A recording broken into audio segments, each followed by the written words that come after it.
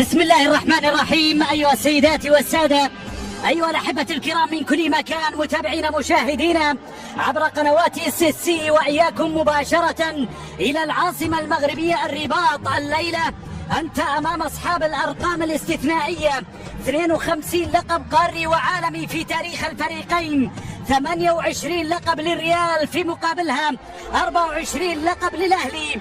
الليلة التاريخ يقدم أبرز أبطاله في كأس العالم 2022. السعودية تجرأت على الأرجنتين لتخطو المغرب، بعد ذلك أكبر الخطوات في مونديال الأمم. وبعد ذلك هل يتجرأ الشياطين الحمر على صاحب العظمة الريال بعد جرأة الهلال من أمام البرازيليين، ويفعلها أبناء مصر من أمام أبناء العاصمة الملكية مدريد؟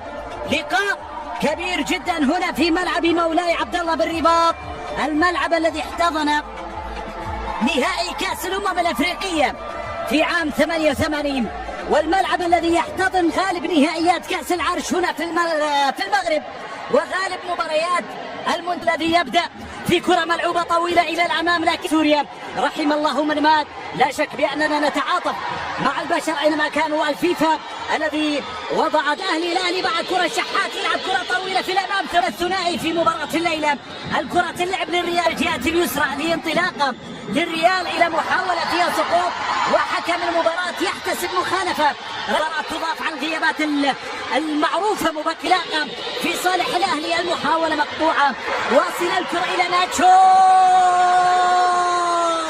محاولة كثيرا يعود في هذه المباراة. الكرة تلعب بالجهة اليمين، المحاولة باتجاه لوكا مودريتش. تاريخ كارلو أنشيلوتي الأرقام من تتحدث أن تحصل على ألقاب الدوري في 5 دوريات مختلفة من تسجيل هدف من الأهداف الثلاثة. الكرة تلعب الأوروبية، ريال مدريد من أمام أكبر أبطال القارة، تعمل انطلاقة للريال إلى فينيسيوس، وتسديدة لخارج أرضية الملعب إلى ركلة مرمى. عدت كرة فينيسيوس للنادي الأهلي. مباراة ممتازة اللعبة إلى منطقة الجزاء، الكرة ثابتة يبتعد فيها عن المتصدر. الكرة للريال في محاولة، رودريجو في فرصة تضيع. رودريجو الكرة مرة أخرى بعد الجزاء لكنها مقطوعة، تعود من جديد.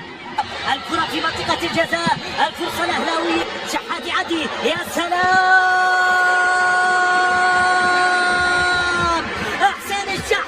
الكرة معه في الجهة اليمنى العرضية، الكرة إلى شحات من الجهة اليمنى يلعب الجهة اليسار إلى تونسي ابن مدينة صفاقس نجاحيا عند كامافينجا.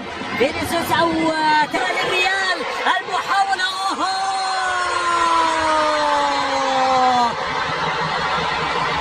هذا لا تخطئ معه أبدا. فينيسيوس يتمكن من تسجيل هدف أول في صالح ريال مدريد، يستغل الخطأ من الدفاع في الأهلي.